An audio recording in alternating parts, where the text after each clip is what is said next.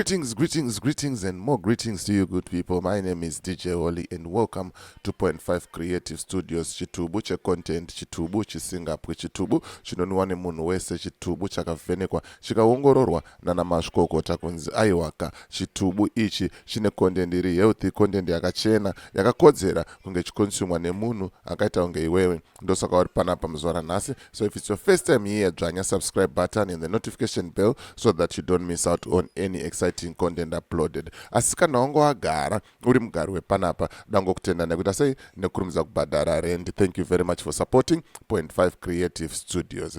Right, kune hondo iri kuitika pa X zvamanje and dai kuri kunzi vanhu ava vari kukwanisa kuonana face to face. Kana mabhomba, kana mapanga, kana zvombo zvipi nezvipi zvaigona kungobudiswa.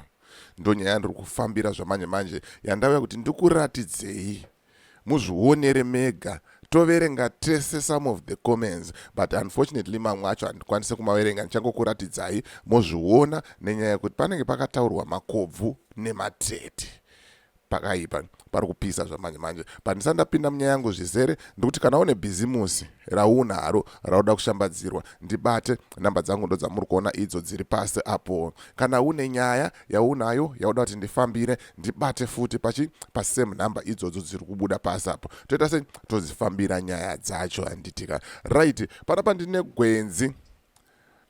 gwenzi randinaro. Tapedza basa herbal medicine. Ndo gwenzi riri kushanda zvamanje. Tapedza basa herbal medicine riri kuwanika pa 70 Wata Road Zengeza 2 kuchitungwiza uko. Kana kuti unongofona pamanhamba ese ari pasi ayo, wotaura nevanhu ivavo wombovaudza ndikuda gwenzi, ndine problem yakati, aiwaka dosage yako vanenge vatori nayo, vanomva vakusota handitika. Right, ndisingatambise nguva, regai ndipinde munyaya yangu muzvionere mega kuti pari kupisa zvamanje zvekutodaro. Alright, nyaya yangu ndo iyo iri apo yo yaiswa na-twin sisters yo zvikanzi, fortunately for us, with the Zanu PF government leading, we will go very far in life. Fortunately for us, with the Zanu PF government leading, we will go very, very far in life. Ndo mashoko adena vanhu, ndo mashoko aita kuti vanhu vazvimbirwe. Mirai muone picture yaiswa nevasikana.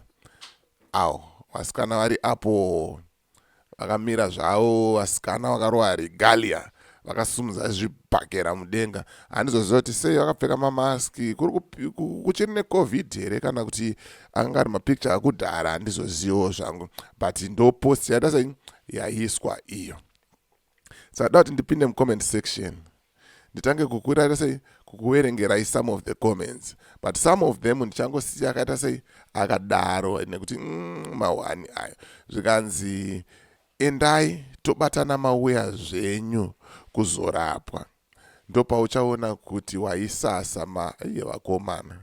Munongoverenga ipapa kana vanhu vacho vanenge vane hasha baba, vanhu vacho vanenge vane hasha. Zvikanzi kana paucharwarirwa nemubereki oro hama. Saka uya ringotaura kuti hanzi endai zvenyu asikana, but muchanonakirwa, manakirwa nemadhara aya, muchazodzoka maakurwara. Ndo pauchaona kuti waitaura zvinhu zvisiko. Kana kuti pauchazonzwa kunzi mubereki wako arwara ende haasi kuzivikanwa nemusangano ende achada kuenda paparare nyatwa, ndo pauchaona kuti Jesu idombo. Tine a very good example yaChief Wenje vaimira nemusangano vachitaura kuti zvinhu zvese under the leadership of Emerson Mnangagwa, President Mnangagwa, vari kuita zvinhu vari kudai. But few months later vakazobatwa nechirwere chekensa. To my surprise, havana kana kumborapwa panonzi paparare nyatwa kana kuti paHarare hospital kana kuti kuchitungwiza hospital. Vakabhururutswa vakaiswa kuPretoria, vakaendeswa overseas kunorapwa. Meaning to say kuti imimi munobhayiswa, munonyengedzwa kunzi aiwaka zvese proper, but ivo kana vakuda kurapwa vanoita sei vanoenda kunze. Zvikanzi nemumwe, enjoy corruption my sister, but I expect you to think about the future generations. Don't be selfish. ya zvamanje manje ka isusu generation yedu zvakatodhakwa zvazvo, but apfanawo vedu vari kusumuka, vari kuuya, vari kutera, ndo vatinotarisirawo kuti hey, at least dai zvazongosarawo zvaitawo bho, vopombonoka, voita sei, vodyawo manake mawana handiti.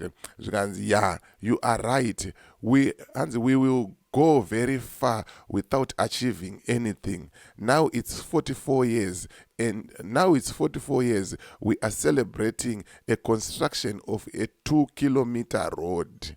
Pakashata. Zvikanzi Faith Taruvinga, may his soul rest in peace, did not go far with Zanu PF. Mawana.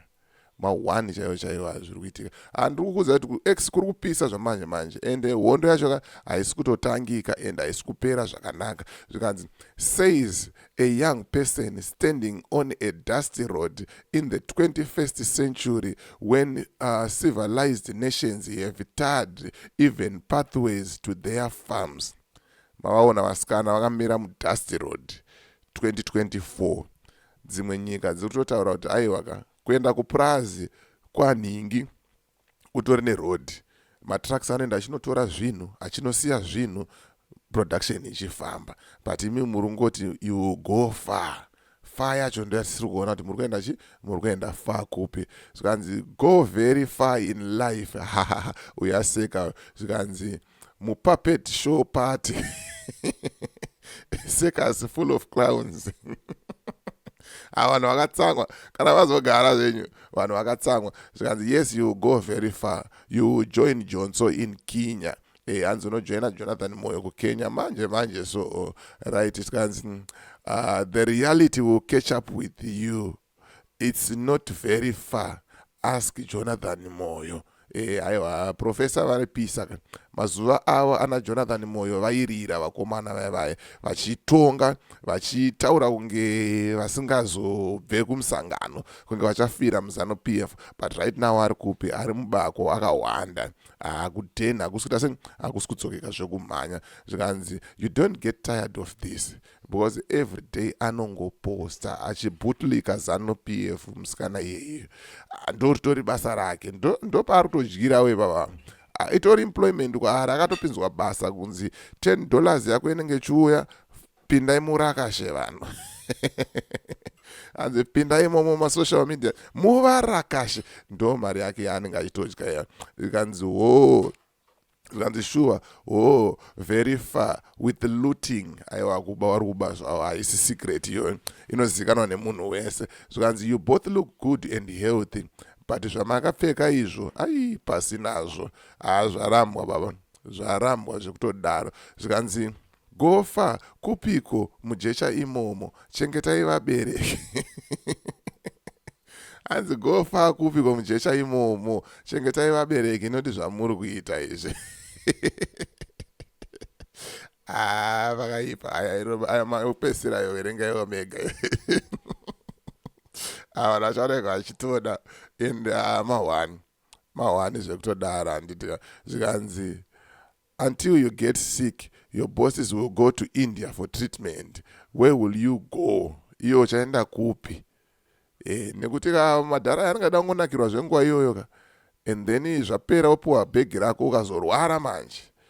Mahwani. Zvikanzi mabhebhe eZANU haagone kupfeka. Zvii zvakapfekwa kopisa kudai kiki. Mahwani. Ndo nyaya yanga ndichifamba nayo zvabanje manje, makomenzi acho akawanda, ende vanhu vanga vachipopota. Zvikanzi mazimbavha vanhu vanga vachipopota baba, ende vanhu havasi kutomboda zvekutodaro. Mahwani ndo nyaya yanga ndangoya kuti ndikuratidzei kuti muzvionere kuti hanzi with ZANU PF we will go far in life. Handizoziva hangu kuti far kwavari kuenda ndekupi. Siya comment mucomment section, wotaurawo mafungiro ako, wotaurawo maonero ako kuti they will go far kupi exactly.